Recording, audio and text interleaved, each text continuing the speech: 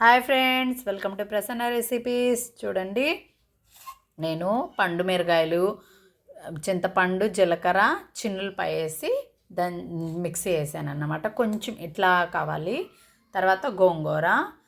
అసలు main ingredient ఏంటంటే ఆవాలు, మెంతులు, జీలకర్ర, ఈ పొడి.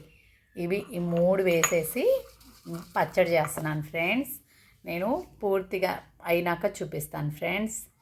చూడండి ఫ్రెండ్స్, తాలింపుకి ఆయిల్ కొంచెం ఎక్కువే ఉండాలి. గోంగూర కదా, కొంచెం ఆయిల్ ఎక్కువే ఉండాలి.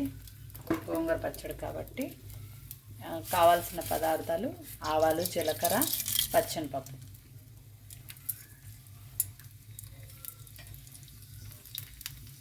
కరివేపాకు కూడా వేయాలి.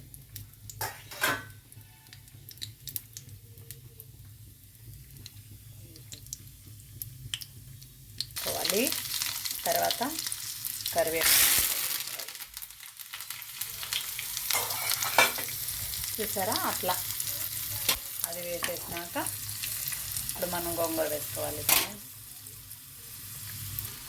ఇలా ఫ్రెండ్స్, ఇంకా తాలింపు ఇలా గోంగూర అంతా ఇందులో వేసి చిన్నులపాయ వేసుకొని ఇలా పెట్టుకుంటే ఇది ఒక వారం దాకా పాడవదు ఫ్రెండ్. ఊరే కొద్ది టేస్ట్ వచ్చింది. పండు మిరపకాయ గోంగూర పచ్చడి నిల్వ అయినా పెట్టుకోవచ్చు. మనం చక్కగా తాలింపు ఎక్కువ వేసుకొని కొంచెం ఆవాలు, మెంతు, జీలకర్ర పిండి ఎక్కువ వేసుకుంటే. ఇది ఫ్రెండ్స్ వీడియో. నెక్స్ట్ వీడియోలో కలుద్దాం. అయిపోయింది. Bye friends.